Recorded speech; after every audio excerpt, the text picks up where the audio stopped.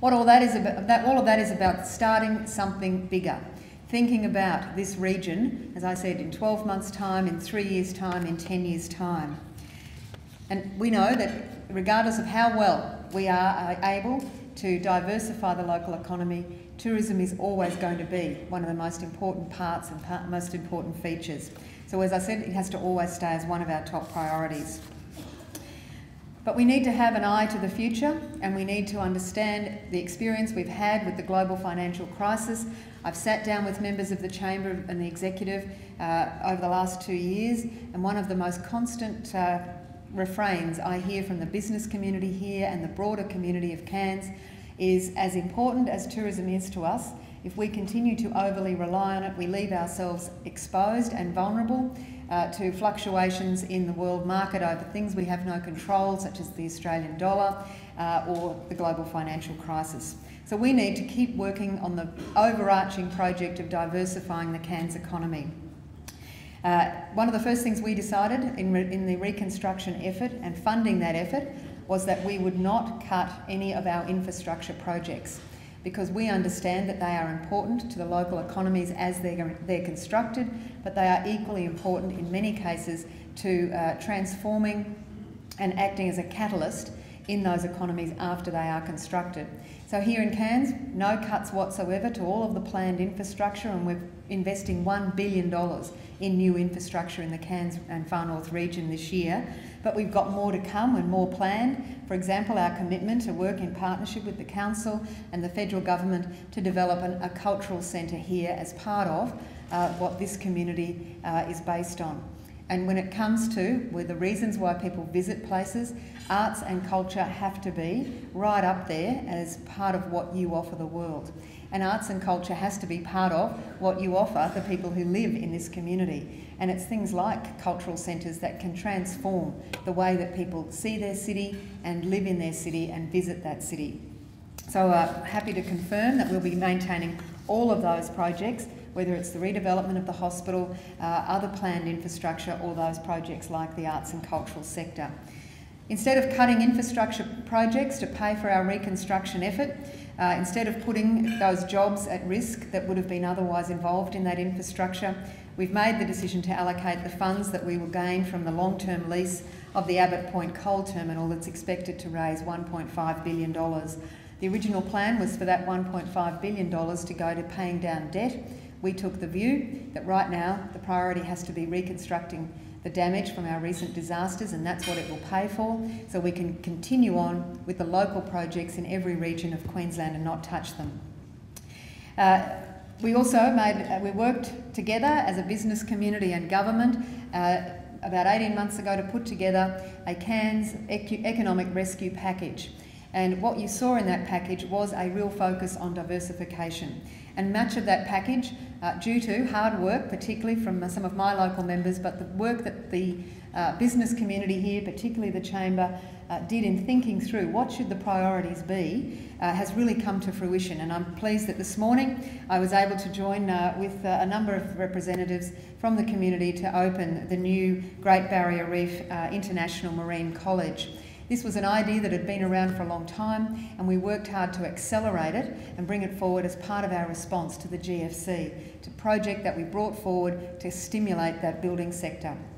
But it's a project that, now that it's constructed, will drive further growth and interest in the education sector here.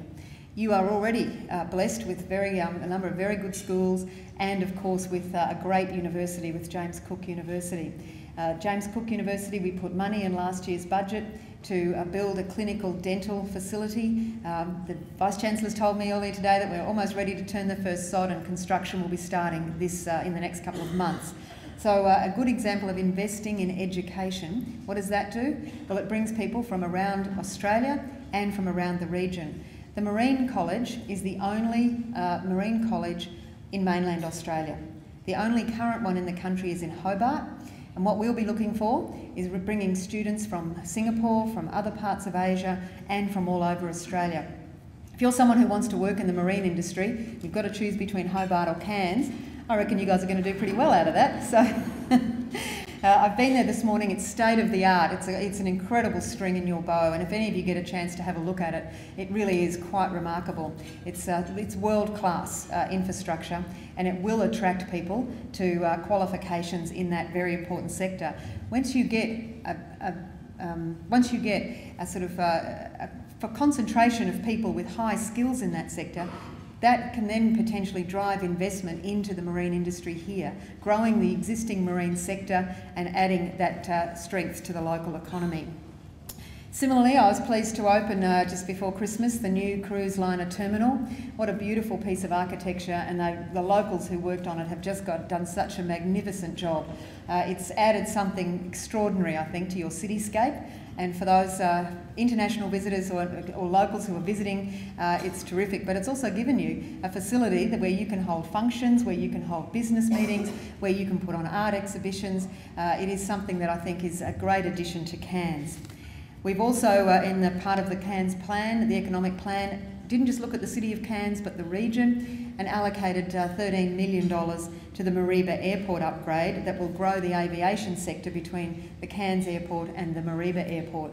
These are all things we've promised to do in the plan, and we are doing what we promised we would do.